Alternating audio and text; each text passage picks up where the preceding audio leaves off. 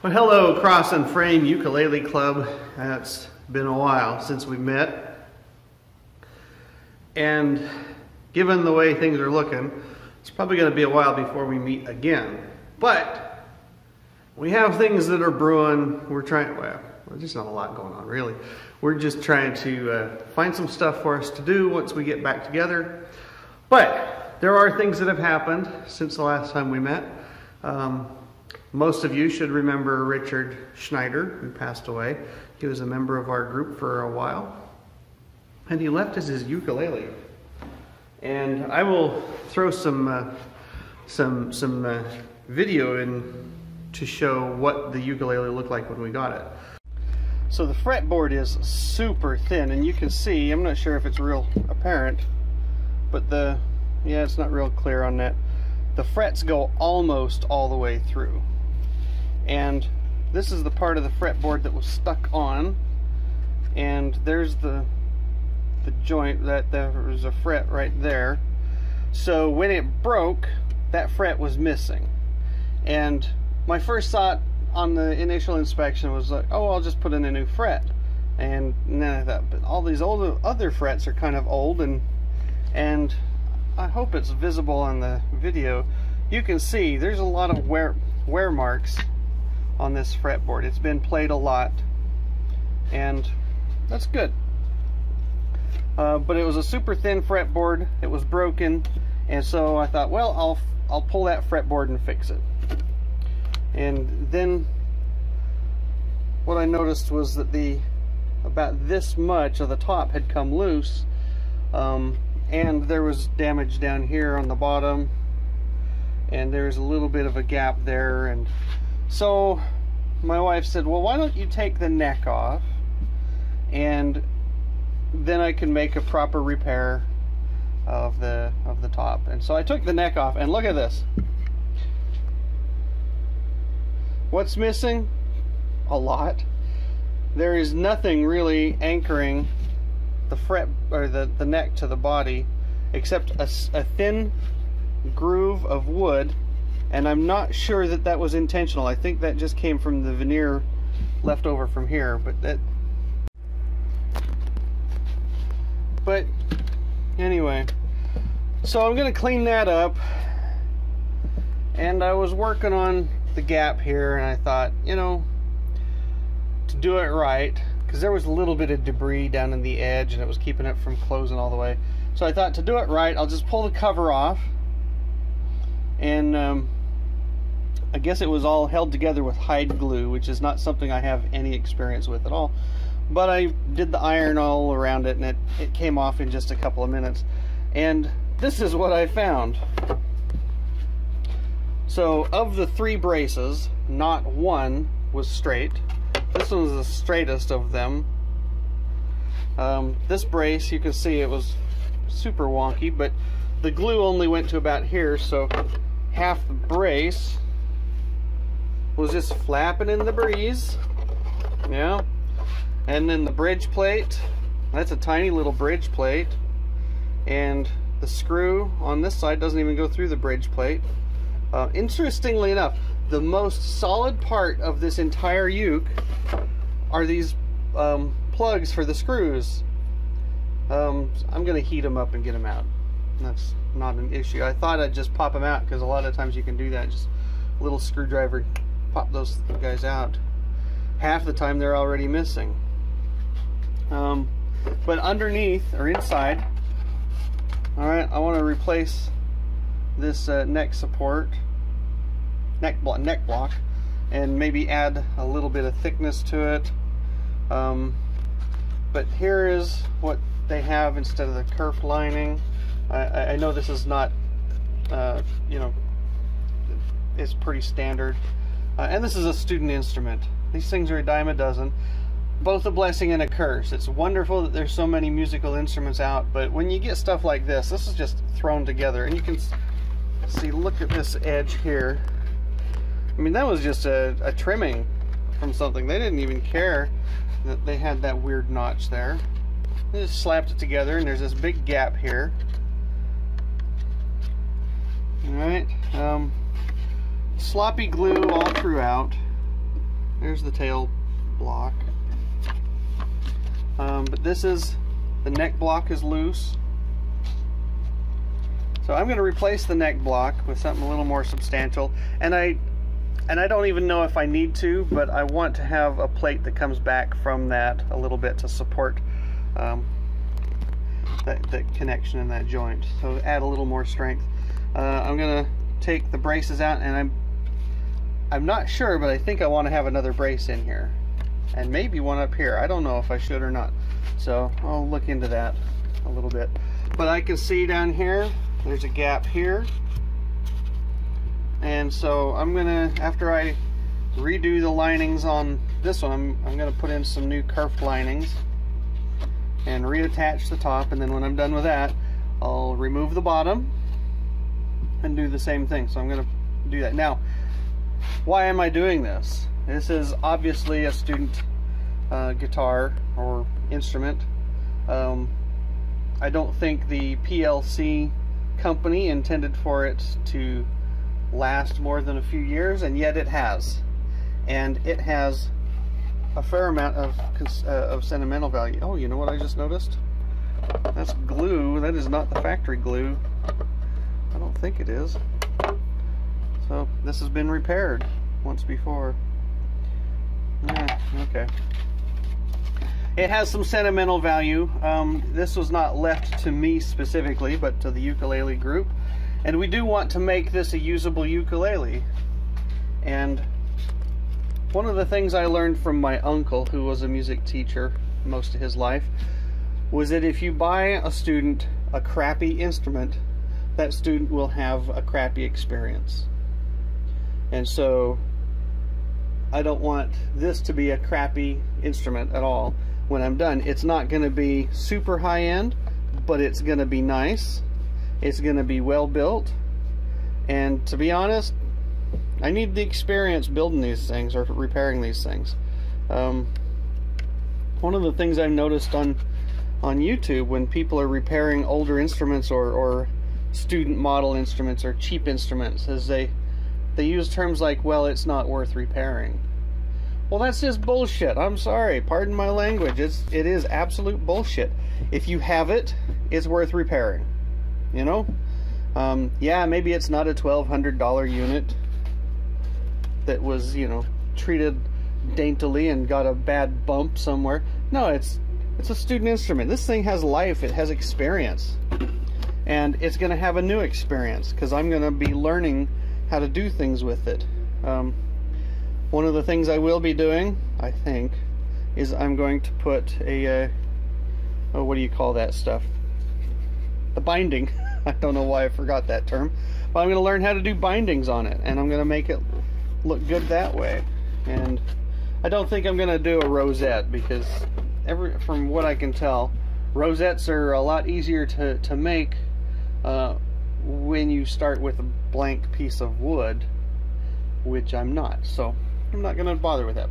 I'm going to maybe paint something, maybe leave it. I don't know. We'll see what happens. It's going to have a new bridge, and I want to have a much more substantial bridge plate under it. There was one brace here. I'm going to put another brace at the end, so I'm going to surround the bridge plate with bracing because this is not going to be a normal baritone ukulele. We're actually going to tune it with the EADB strings of a guitar, and then tune them to GCEA, 1 octave lower than a standard reentrant ukulele.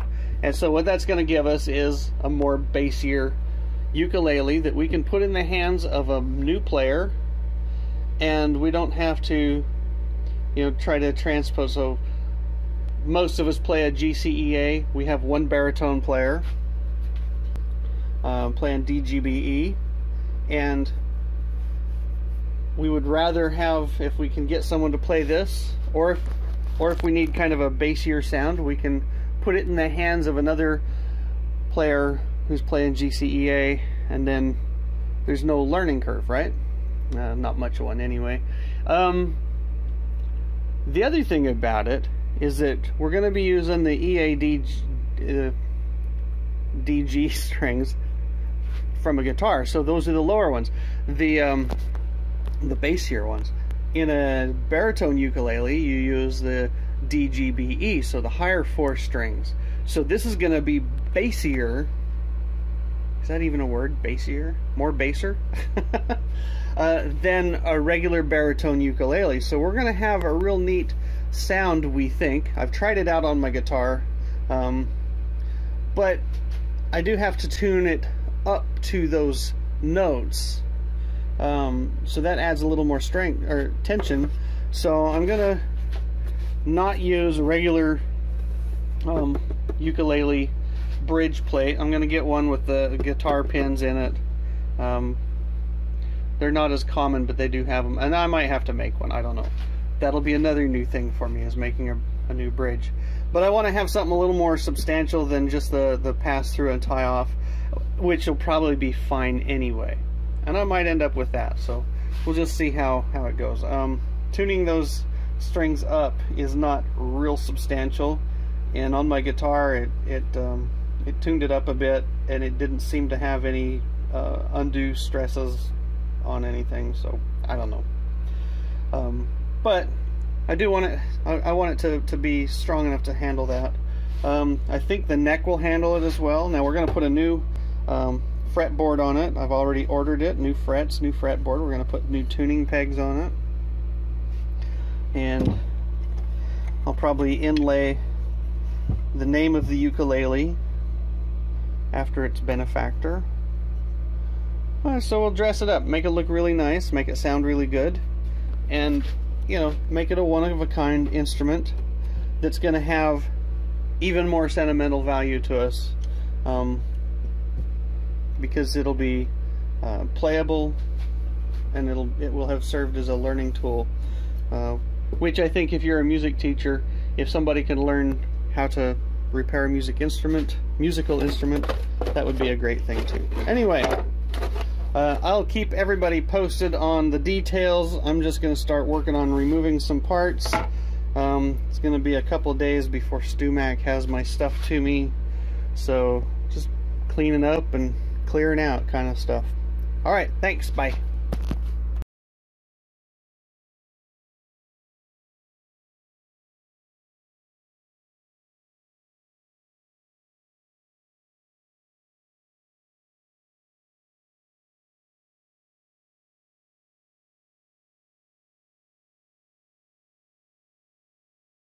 Now, Richard was an accomplished musician and a music teacher, and his ukulele, I'm not sure how long he's had it. He's had it a long time, and over the years it acquired some damage. One of the problems it had was it had the neck had been broken, and they reattached it, and I think the glue they used was super glue. I'm pretty sure of that because it tended to dissolve in acetone. But it had also, when it broke the neck, it had separated the top and the bottom part way. We weren't quite sure how he kept it in tune, but one of the things that happens when you have an instrument for years and years and years is that little changes are easy to adapt to, and when you put the instrument in the hands of someone else, it probably will never ever sound right. And that was the problem we had. We couldn't keep it in tune, and so I started to crack it open. My first thought was just to do a neck reset and repair the damage and put it back together basically the way it was before. But the further I went, the more I saw that the damage from the broken neck was fairly severe. And so I ended up taking the back and the front off the whole uke and the neck, so it was completely disassembled. All the glued parts were pretty much apart. And so I thought, well, maybe I need to go a little extra with it. Now, I knew that I had to replace the fretboard because it had been broken right at the 12th fret, and the fret was missing. The fretboards made in those days were super thin, and so it wasn't a matter of just replacing the fret. The whole board had been broken. Now, if you look in here, I don't know if the camera's going to show it. If it doesn't, then I will do another shot to show that I kept the original label in there.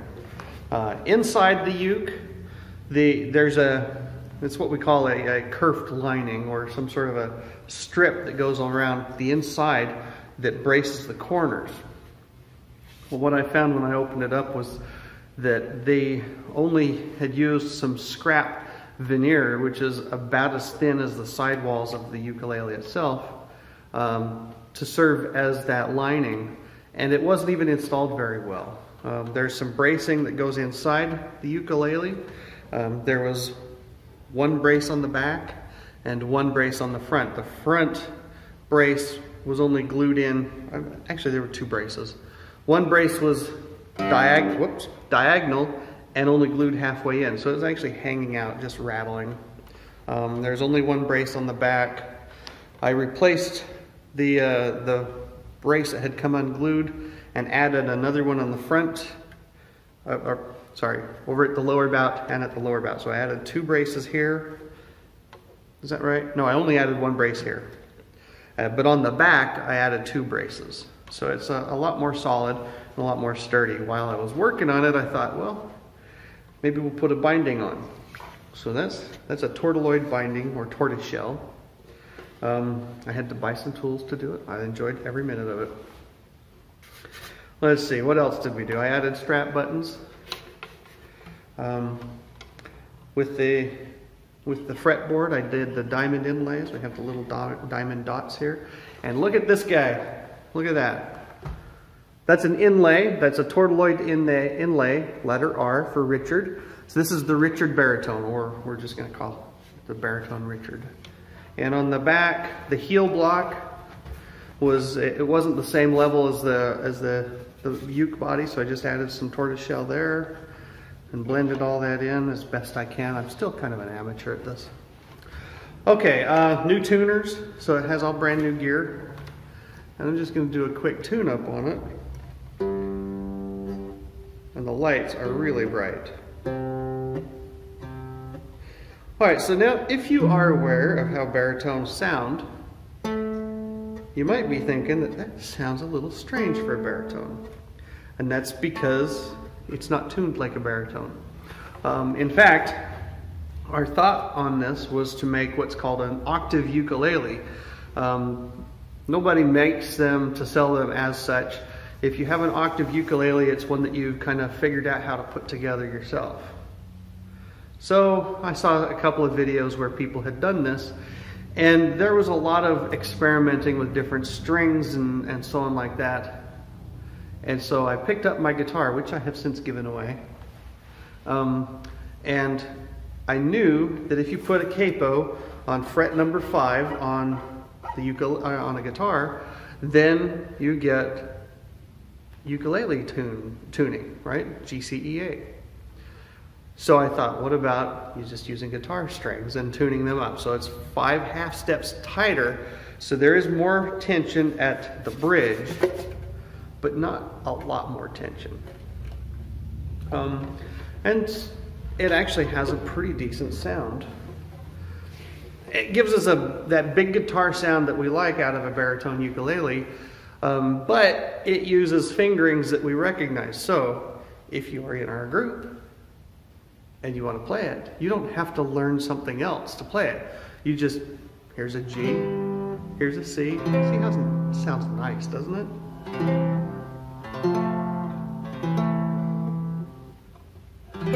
A little slow getting on that one. The trouble is the frets are spaced a little more. So on your ukulele, if you count 1, 2, 3, 4, 5, all right, this is about the spacing on your ukulele. On your, I think that's about right. Anyway. No,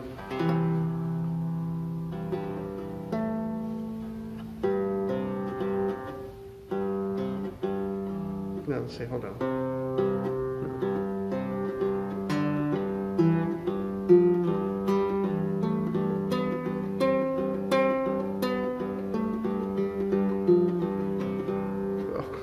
That up, didn't I?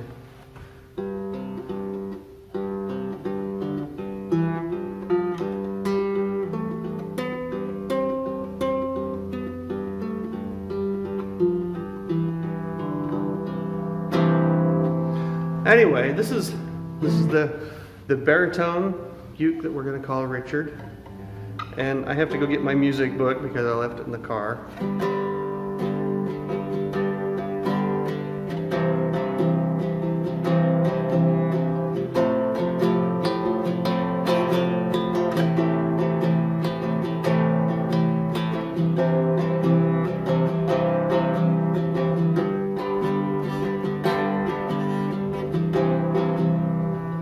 So an interesting story, I had actually bought some special guitar strings just for this. And I put them in, I had to fight with them because, and I didn't pay attention, they're steel core strings. And so they were actually a huge amount of tension at the bridge. And eventually it would have caused the neck to bow because I don't have a truss rod, you see. And it sounded pretty good, but it was really loud, like really loud. And once I made the realization that I had the wrong strings on, I quickly loosened everything up so I wouldn't do any damage and put the proper strings on it. These are just student grade guitar strings. I ordered one pair, one set, and they sent me 7, so they're trying to get rid of them. So I had some extras.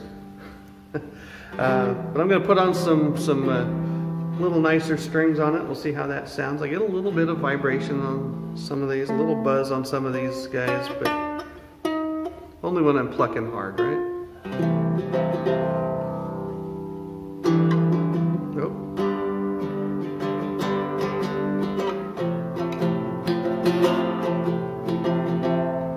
Yeah, and it's that A string. So I'm going to pause this for a minute and set up a music book and play a song, if you can stand that. All right, so here's the one that they always make me sing. There's a dark and a troubled side of life. There's a bright and a sunny side too. Though we meet with the darkness and strife, the sunny side we also may view. Keep on sunny side, always on sunny side. Keep on the sunny side of life. It will help us every day, it will brighten all the way if we keep on the sunny side of life. Catch my breath. The storm and its fury broke today, crushing hopes that we cherish so dear. Clouds and storms will in time pass away. The sun again will shine bright and clear. Keep on sunny side, always on the sunny side. Keep on sunny side of life. It will help us every day. It will brighten all the way if we keep on the sunny side of life.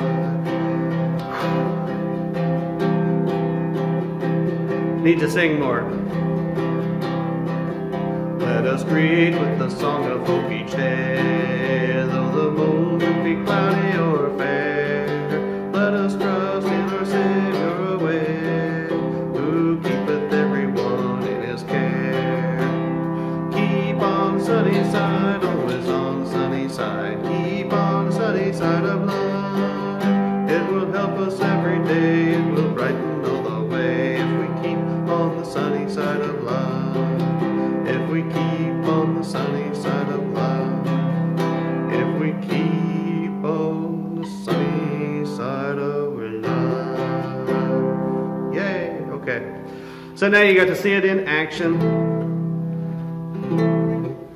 And one of these days, we'll be able to get back together. Oh, wrong one.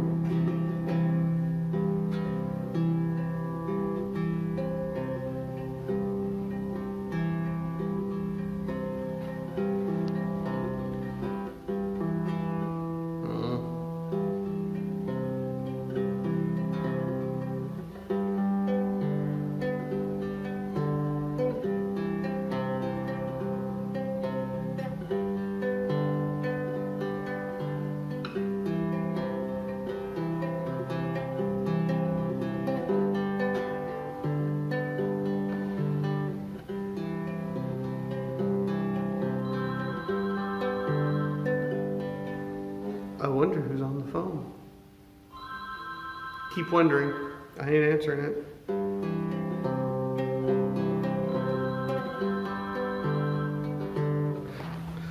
Okay, so now, this is what we would call musical assault, by the way. And you've been musically assaulted. So let's see.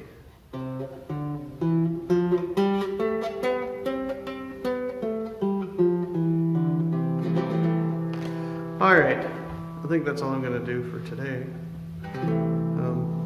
Anyway, y'all, I'm hoping that we get back in the meetings soon.